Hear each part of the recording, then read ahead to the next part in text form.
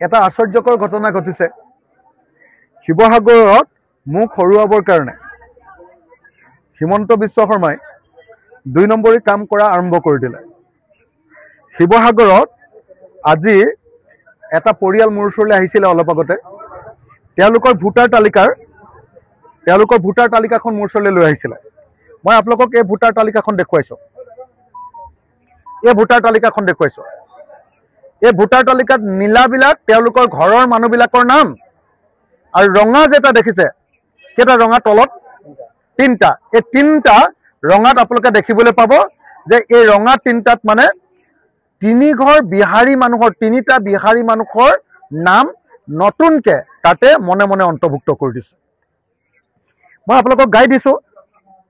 বিধানসভা সমষ্টিৰ নাম নম্বৰ আৰু নম্বৰ হ'ল 96, নাম শিৱসাগৰ, অংশৰ নাম 1, ৱাৰ্ডৰ নাম 4 শিৱসাগৰ, নাম মমিনুৰ ৰহমান, পিতা মিজানুৰ ৰহমান, ঘৰ নম্বৰ 12। তেওঁ এজন 27 বয়সীয়া মানুহ। তাৰপাছত ৰিজৱান ৰহিম, তেওঁৰ ঘৰত 23 বছৰ বয়সীয়া মানুহ। তেওঁলোকৰ এই 2টা নাম আৰু আছে। 3 নম্বৰ নামটো হ'ল আহমদ আলী ৰহিম, তেওঁ 22 বছৰ বয়সীয়া। এই 3জন মানুহ থকা এই ঘৰটোত কি কৰিছে, 3টা নতুন মানুহৰ নাম ইয়াত অন্তৰ্ভুক্ত কৰি দিছে ভুৱাকে। সেই মানুহ ঘৰত নাথাকে। সেই মানুহ ঘৰৰ পৰা মোৰ ঘৰলৈ আহি আমাৰ ওচৰলৈ আহি কৈছে যে আচৰিত ধৰণে যিটো ড্ৰাফ্ট ভোটাৰ তালিকা ওলাইছে, ড্ৰাফ্ট ভোটাৰ তালিকাত এই নামকেইটা সোমাইছে। সোমাইছে গীতা দেৱী, স্বামীৰ নাম গৌতম চাহু, ঘৰ নম্বৰ 12। এই মমিনুৰ ৰহমানৰ ঘৰৰ 12 নম্বৰটোত এওঁলোকৰ নাম দি দিছে। বয়স 51, লিংগ মহিলা। তাৰপাছত দিছে অমিত চাহু, পিতাৰ নাম গৌতম চাহু, ঘৰ নম্বৰ 12, বয়স 28, লিংগ পুৰুষ। তাৰপিছত দিছে কৰণ চাহু, পিতাৰ নাম গৌতম চাহু, ঘৰ নম্বৰ 12, বয়স 21, লিংগ পুৰুষ। এনেকৈ আমি দেখিবলৈ পালোঁ যে আমাৰ বিধানসভা সমষ্টিৰ মাত্ৰ এঘৰ মানুহৰ ভিতৰত সেই মানুহ ঘৰত অকল 3জন মানুহ আছে। সেই 3জন মানুহৰ লগত নতুন 3গৰাকী মানুহ ঘৰ মুছলিম, গৰীয়া মানুহ, অসমৰ খিলঞ্জীয়া মুছলিম মানুহ। তেওঁলোকৰ লগত গীতা দেৱী, কৰণ চাহু আৰু গৌতম চাহু, অমিত চাহু নামৰ বিহাৰী সম্প্ৰদায়ৰ 3টা নাম এই ভোটাৰ তালিকাখনত অন্তৰ্ভুক্ত কৰি দিছে। আৰু এনেকৈ শিৱসাগৰত কি কৰিছে, ভোট চুৰি কাম আৰম্ভ কৰিছে। আৰু এটা পৰিয়ালৰ পৰা আহিছে, মই সেইটো এতিয়া দেখুৱাই নাথাকোঁ, এটা উদাহৰণে দি দিছোঁ। তো ইতিমধ্যে শিৱসাগৰত ভোট চুৰিৰ কাৰণে বিজেপি আৰু RSSে কাম আৰম্ভ কৰি দিলে।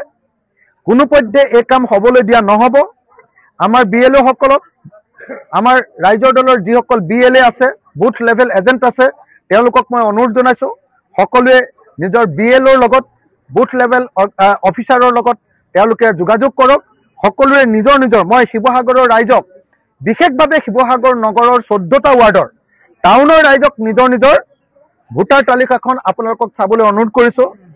আপোনালোকৰ ঘৰৰ বিপৰীতে কেনেবাকে আপোনালোকৰ অচিনাকি কোনোবা মানুহৰ নাম ভৰাই থৈছে নেকি, আপোনালোকে নিজে পৰীক্ষা কৰক আৰু নিজে ইয়াৰ বিৰোধিতা কৰক। নিজে আপোনালোকে ইলেকশ্যন অফিচলৈ গৈ তাৰ বিৰোধিতা কৰক। আৰু যদি নিজেই বিৰোধিতা কৰাৰ পাছতো সেইবিলাকৰ নাম কৰ্তন নকৰে, তেতিয়াহ'লে মোৰ লগত যোগাযোগ কৰক। মোৰ ফোন নাম্বাৰটো 8822424271। এই ফোন নাম্বাৰত, অথবা মই যে থাকোঁ আমাৰ আমাৰ ফুকন নগৰৰ গোহাঁইচুকৰ ফুকন নিবাসত গৈ আপোনালোকে মোক যোগাযোগ কৰিব পাৰে। মই এইকেইদিন অহা 15 দিন ধৰি মই ইয়াতে থাকিম। যদি কাৰোবাৰ ঘৰৰ নামত আমাৰ পুৰণি বাসিন্দা, স্থায়ী বাসিন্দাৰ পিছফালে অন্য অচিনাকি মানুহৰ নাম ভৰাই দিছে, তেতিয়াহ'লে লগে কমপ্লেইন কৰিবলৈ নাপাহৰিব। আৰু এই ভোট চুৰি কাৰ্যৰ বিৰুদ্ধে সকলোৱে সচেতন হওক, সজাগ হওক। আৰু আমাৰ নিজৰ সাংবিধানিক অধিকাৰ, ভোটাধিকাৰ বঞ্চিত কৰি অসমীয়া জাতিক কেনেকৈ বহিৰাগতৰ দখললৈ নিব খোজা হৈছে, তাৰ বিৰুদ্ধে প্ৰতিবাদ সাব্যস্ত কৰক। ধন্যবাদ। পৰা শিৱসাগৰৰ ঘৰে ঘৰে ৰাইজৰ দলৰ কৰ্মীসকলে ৰাইজৰ দলৰ নিৰ্বাচনী প্ৰচাৰ আৰম্ভ কৰিব।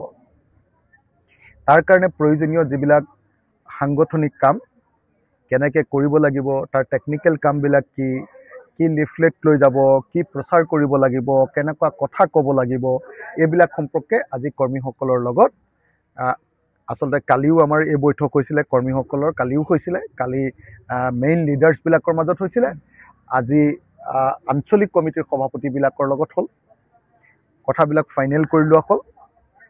আমাৰ টাউনৰ 14টা ৱাৰ্ডৰ নেতৃবৰ্গ আহিছিলে আৰু আমাৰ 28খন পঞ্চায়তৰ সভাপতি সম্পাদক আহিছিলে।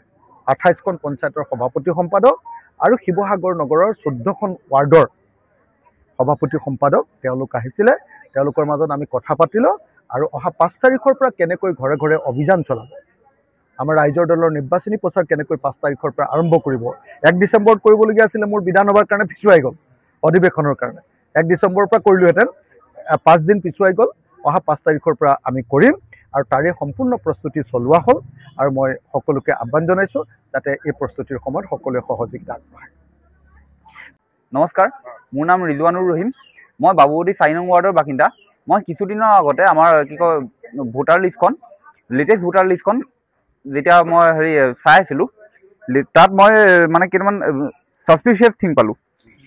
এয়া চাওক, আমাৰ ভোটাৰ লিষ্টত আছে আব্দুল হক।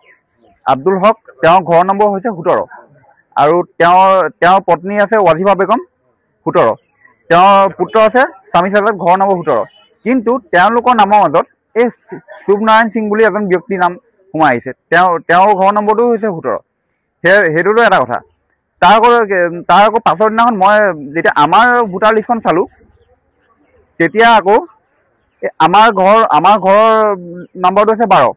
আমাৰ ঘৰ ইয়াৰ আইতাৰ পৰা আৰম্ভ কৰি ভাইটিলৈকে ইয়াত গোটেইকেইটা নম্বৰ আছে, ঘৰ নম্বৰ 12। আমাৰ পিছতে আকৌ গীতা দেৱীৰ পৰা আৰম্ভ, গীতা দেৱী, অমিত চাহু, বিনীতা কুৰ্মী আৰু কৰণ চাহু, এই 4জন ব্যক্তিৰ ঘৰ নম্বৰ আছে 12। মানে এওঁলোকৰতো আমি কোনো চিনিও নাপাওঁ। গতিকে মানে এই বস্তুটো কেনেকৈ হ'বলৈ পালে? আমাৰ ঘৰৰ লিষ্টত আমাৰ ঘৰৰ নম্বৰ তেওঁলোকৰ নাম সোমাই আছে। মই কালি অখিলক এই বিষয়ে অৱগত কৰিলোঁ। তেওঁ এই বিষয়ে ষ্ট্ৰিক্ট একশ্যন ল'ব বুলি জনাইছে। ইলেকশ্যন কমিশ্যনকো মই এপ্লিকেশ্যনখন লিখি দিয়া হৈছে, কাইলৈৰ ভিতৰতে মই জমা দিম। ভোট চুৰি